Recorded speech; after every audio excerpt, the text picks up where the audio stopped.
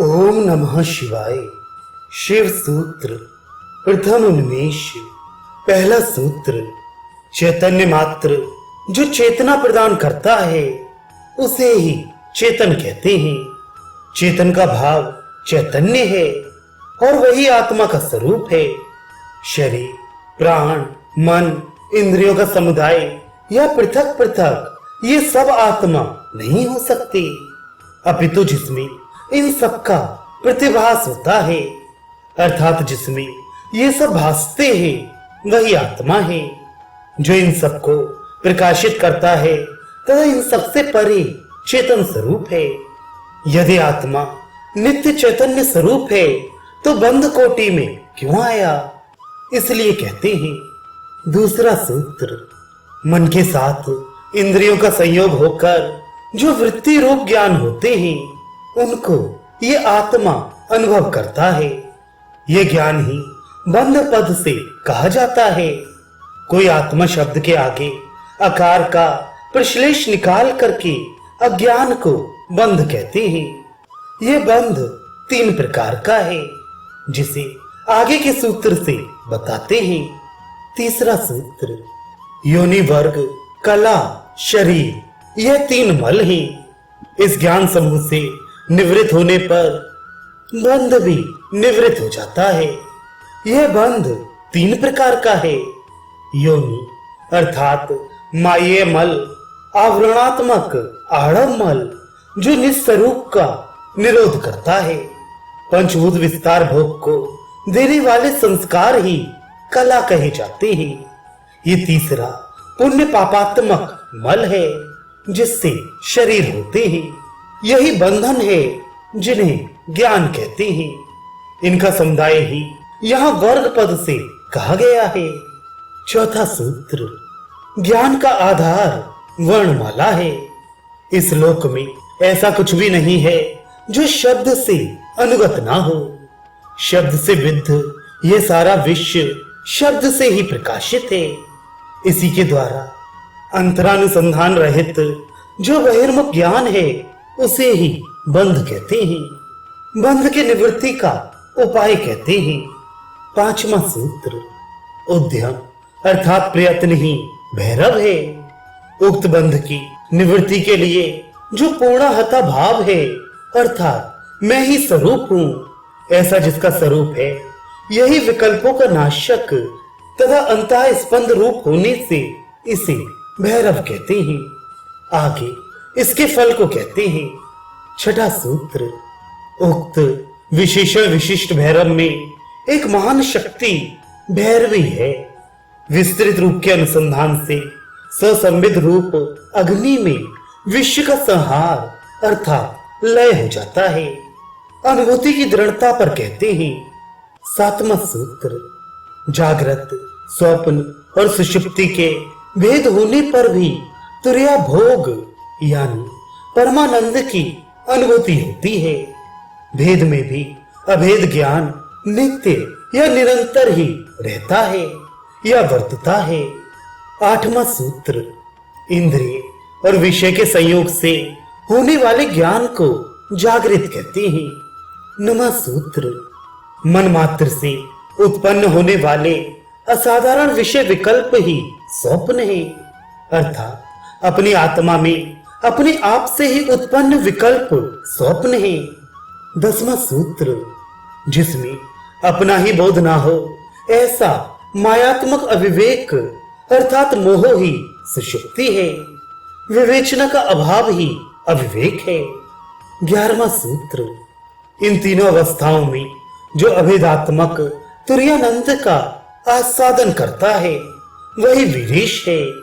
भेद बंधन में डालने वाली जो बाह्य और अंतर प्रसरण करने वाली इंद्रियां हैं उनका वह वीर अधीश्वर होता है।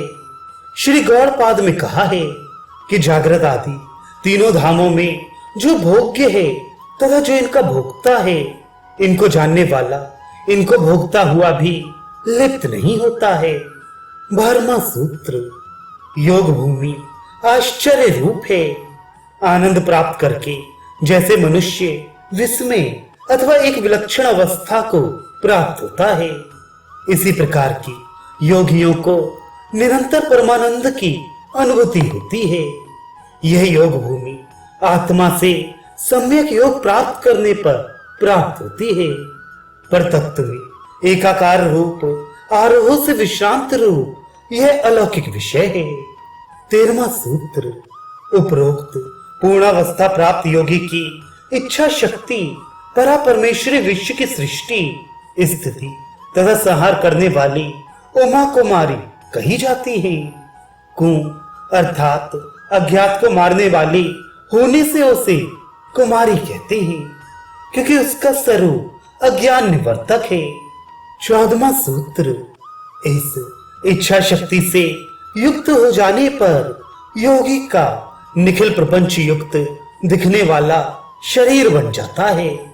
15वां सूत्र, इससे विश्व का महान आयतन उसका हृदय बन जाता है तथा इसमें चित्त के संयोग से जो नाना दृश्य होते हैं वह उसे स्वप्नवत दिखते हैं।